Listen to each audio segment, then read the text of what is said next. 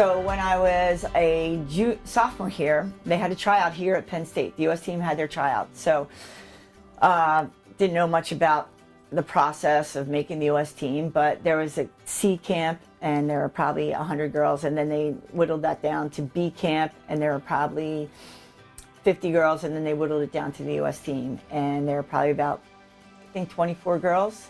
So I made the final cut that was trained here, and that was the summer of 1977, and there were no Olympics for women's field hockey. Field hockey for women, there wasn't in the Olympics. They had it for men for all these years, but never for women. So the Olympics in 1980 were going to be in Moscow. So every year the host country has the opportunity to introduce a new sport. Well, the Russians decided they were going to introduce women's field hockey. It was like, oh my gosh, now we have a chance to go to the Olympics.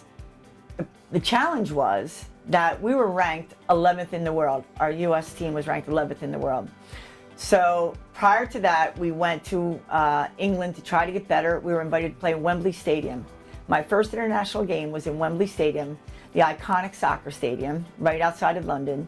And we walked in that day, we marched in, and the fans were packed. 100,000 screaming schoolgirls. You couldn't even hear the whistle, they had to use an airphone. So that was 1978 in February. And now we were gonna go to the World Cup a year later in Vancouver in 1979. Our ranking was 11th in the world. To make it to Moscow, we had to finish in the top 5. So we had a ways to go.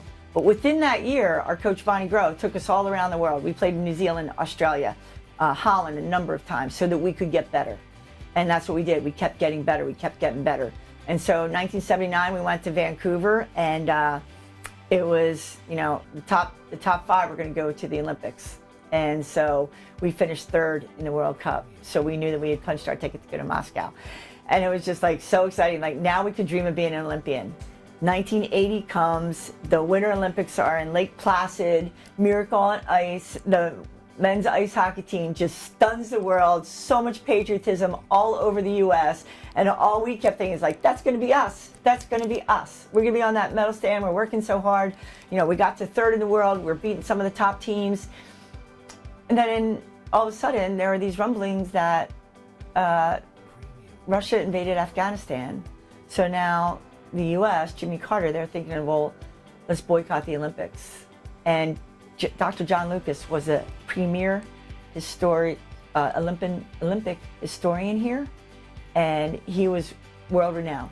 He was the guru of the Olympics, of the International Olympic Committee. He was one of my professors, and I'd go to him. I said, John, they're talking about we could boycott. Charlene, don't you wear your little heart. You're going to go to the Olympics. They'll never boycott the Olympics. It's the biggest athletic stage in the world. They're not going to boycott. Well, they're talking about it a lot. They're talking about it more and more, more and more. And then in April, Jimmy Carter announced that they were not going to send. They weren't sending to the Olympics. And it was devastating. It was devastating.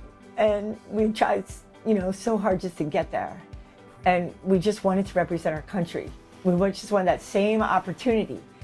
And I remember I was here as a grad student. I was training here because we had great facilities. And one of my good friends, Joe DeAnge, was the strength coach for the football team. And he had been training me this whole time.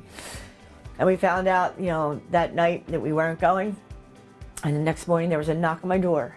And there was Joe. And he was this big linebacker at Penn State. And I just looked at him, I started crying. He hugged me. And he cried. And then he looked at me, he's like, let's go. I'm like, where are we going? And he's like, we're going to the weight room right now. We're going to train for 1984. I'm like, all right, let's go. Unfortunately, I was young enough. I was young enough that I could, you know, I wanted to. I love this sport. I wanted to be an Olympian. I wanted to represent my country. I wanted to play with my friends. We'd worked so hard.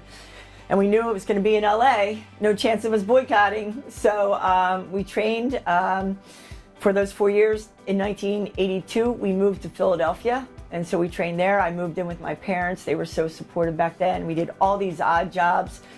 We didn't have financial support that they have then. Pepsi, Coke, taste test at the malls.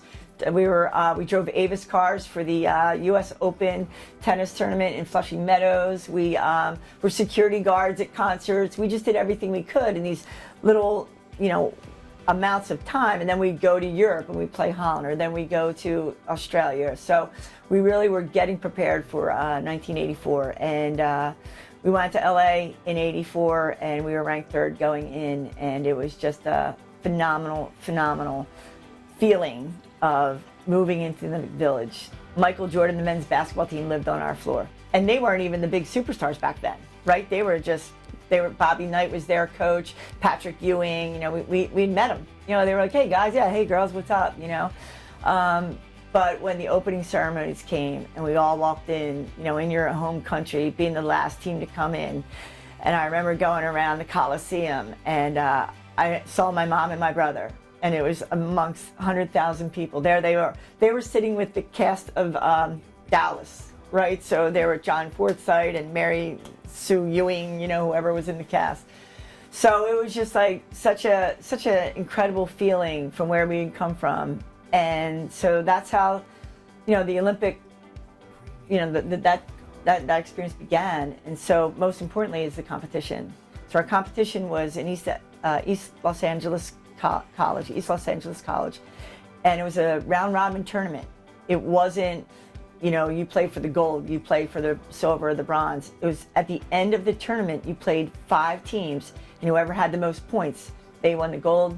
Whoever had second, silver, bronze. So we started out, we beat Canada, we beat New Zealand, we were in good positioning. We lost to Holland. Our last game was against Germany, and we were winning 1-0. And at that point, we would have won the silver, and Germany tied us with 5 minutes left in the game. And at that point, we really thought we were out of the running. We thought, now we're not going to win a medal. You know, for all the hard work, we went through the boycott, we went through the tournament here, and it just devastating that we were probably not going to win a medal. But there was one game yet to be played. The next day, Australia was playing Holland.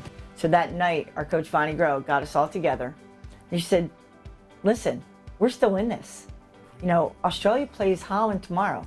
And if Holland wins by 3 goals, we win the bronze. If they win by 1, Australia's going to win the bronze. If they win by 2, we're mathematically tied goals for, goals against with Australia, which means we're going to have a penalty stroke off against Australia. So we're like, oh my God, we got hope, we got hope. You know, come on Holland, come on Holland. Like we were really close to the Dutch players because we'd always go over there and train. So that day we got dressed and we go up to the stadium and we're watching Holland and Australia start playing. We couldn't really sit together. We were just too nervous. But I remember I was sitting with Anita Miller, one of my really good friends, and we're watching the game, and it's 0-0 at halftime. 0-0 at halftime. And our goalie and our captain, Julie Staver, they go back behind the stadium to the practice area, and Julie starts practicing penalty strokes against Gwen.